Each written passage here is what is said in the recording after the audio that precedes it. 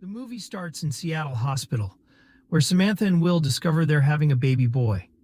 Before leaving for his flight, Will promises her he'll ask her father for permission to marry. In Chicago, he sits through business meetings, then heads to Samantha's parents, Paula and Tom.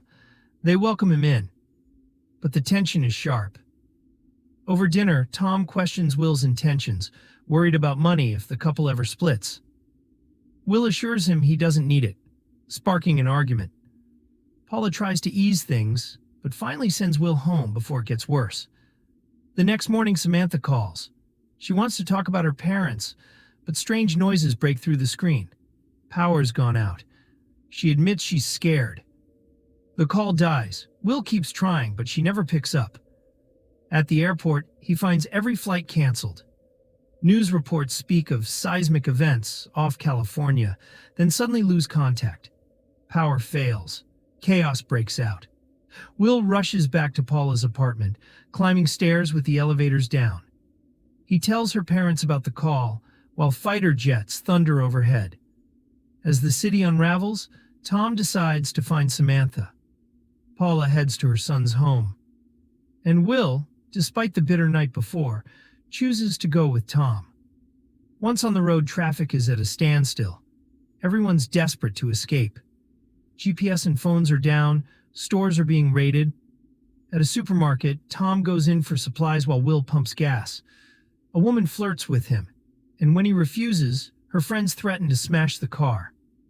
Tom steps in, pretends to offer money, then pulls a gun, forcing them to back off. Driving away, Will's shaken. He never knew Tom was armed, but Tom reminds him that's why they still have their car. The highway's worse, clogged with cars blocked by soldiers. Tom pleads his case until they finally let him through. Trains rumble past, loaded with military equipment, raising more questions about what's happening. That night, a police car pulls them over. Will steps out, but Tom instantly senses the danger. This isn't a real cop. As the stranger pulls a gun, Tom slams the car in reverse, clipping the cruiser. Will jumps back in and they speed off, but the man gives chase. Tom orders Will to load his gun. Will fumbles, missing his shots, until Tom shows him how.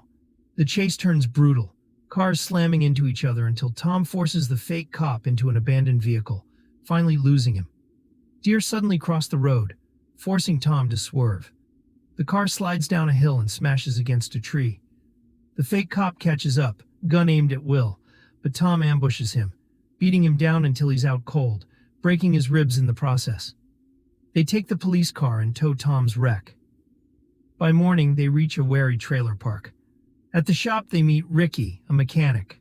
On the radio, voices beg for help as reporters admit the government's gone silent. Only ham radios remain. Birds twist through the sky in strange patterns. In private, Tom checks a painful bruise spreading across his ribs. Ricky warns the car can only be patched, not fixed, so Tom pays her to come along. She agrees, on her own terms. That night, they notice a car trailing them. They kill the lights, then follow it by tail. Ricky's compass spins out of control. Suddenly, another vehicle veers into their lane, slamming into the car ahead. Both crash off the road. Will and Ricky check the wreckage. A dead woman, her husband barely alive, whispering his last breath. Ricky wants to help, but Tom refuses. The hospital is too far. The man won't make it. Back in the car, Ricky lingers on the bodies until strange men appear from another vehicle. Tom speeds off, but Will insists they grab her first. Once safe, Tom coldly says he only picked her up because Will asked. Offended, Ricky swears she won't fix the car, so Tom jolts the vehicle, slamming her into the seat. Later, while fueling up, they notice clouds swirling unnaturally. Lightning strikes, unleashing a violent storm. Tom can barely see, forcing them to wait beneath a bridge until morning. By daylight, the weather clears. Passing a radio tower, they catch a signal. Still no internet, no service, no word from the government. Ahead, locals block the road, But Will earns their trust by naming people he knows. He stops to visit his friend Meg, who breaks down, convinced her missing husband is gone. Will comforts her, but can't stay. The trio presses on. Smoke leads them to a crashed military plane. Ricky wonders if it was shot down.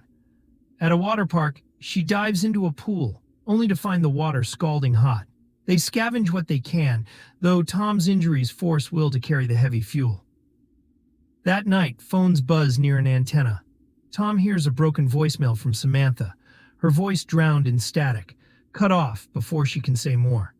When he tries Paula, the line's dead. Soon they pass a stream of coughing people on the road. Smoke thickens. The horizon burns. Ricky wants to turn back, but Will insists there's no other way. Driving through, they vanish into the ash and fire. On a smoke-filled road, Will stops for a stranded woman with a flat tire. But it's a trap.